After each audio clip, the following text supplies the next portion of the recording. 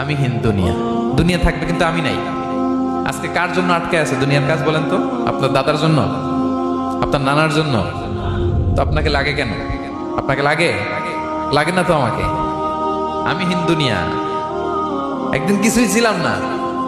শুনলাম মেয়েরা নাকি বাবাকে বেশি ভালোবাসে, কিন্তু আফসোস হাজারো বাবা জাহান নামে যাবেন শুধুমাত্র তার বেপরদাশীল রাজকন্যার জন্য। মেয়ে তুমি সাবধান হও নিজের বাবার জন্য, বাবার মাথার গাম পায়ে পড়ে মেয়েকে ওড়না কিনে দেওয়ার জন্য। আর সেই মেয়ে সোশ্যাল মিডিয়াগুলোতে ওড়না ছাড়া ভিডিওতে আসে ফলোয়ার বাড়ানোর জন্য।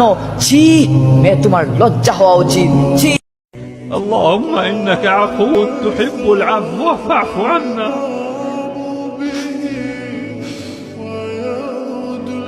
اللهم إنك عفو। আল্লাহর হাবিব বললেন, চার জিনিস থেকে পানাহ না আছে আমার কোন উম্মত যেন সালাম না ফিরায়। তারা যেন পড়ে আল্লাহুম্মা ইন্নী আউযু বিকা মিন আযাবিল কবর, আউযু বিকা মিন আযাবি জাহান্নাম, আউযু বিকা মিন ফিতনাতিল মাহইয়া ওয়াল মামাত, আউযু বিকা মিন ফিতনাতিল মাসিহিদ দাজ্জাল। আল্লাহ কবরের আযাব থেকে বাঁচাও, আল্লাহ জাহান্নামের আগুন থেকে বাঁচাও, আল্লাহ জীবন মরণের ফিতনা থেকে বাঁচাও, আল্লাহ দাজ্জালের ফিতনা থেকে বাঁচাও। চিল্লায়ে পড়েন আমিন। রাজাকার রাজাকার খেলার দিন শেষ। মন মতো হইলে মুক্তিযোদ্ধা, মন মতো না হইলে রাজাকার। এই দিন শেষ, ওই দিন আর নেই। এই কার্ড দিয়ে আর খেলার দিন নাই। এগুলো মানুষ আর খায় না এখন, এগুলো গেলে না আর। সাধারণ মানুষ বড্ড সচেতন। এই হাদিসটা এখনো বুঝতে পারি না। আমি অনেস্টলি বলছি, আসলেই বুঝি না যে নারীদেরকে সৃষ্টি করা হয়েছে, স্ত্রীদেরকে সৃষ্টি করা হয়েছে পাকা হাড় থেকে।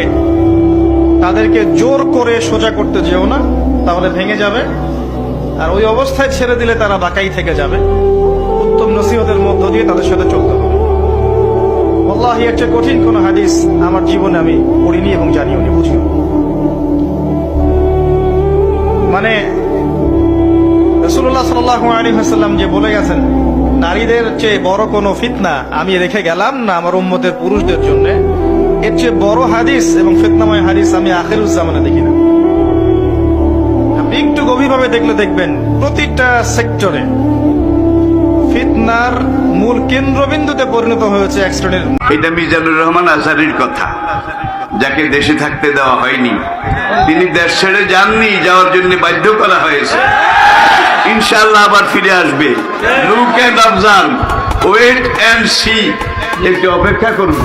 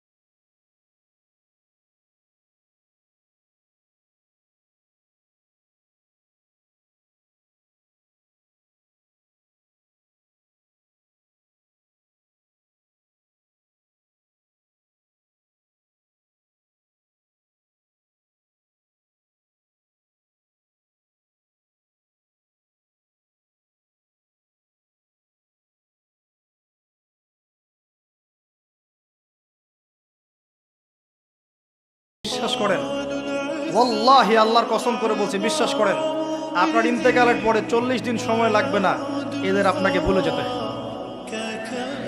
ওয়াল্লাহি আল্লাহর কসম করে বলছি, এই মানুষগুলোর কেউই আপনার প্রকৃত অর্থে আপন নন। আপনার অবস্থানকে তারা ভালোবাসে, আপনাকে তারা ভালোবাসে না। আপনাকে শুধু আপনার রব আল্লাহ ভালোবাসেন। আপনি তার উপর তাওয়াক্কুল করে হারাম ছেড়ে দেন, আপনাকে আল্লাহ বেহিসাব রিজিক দেবে ইনশাআল্লাহ।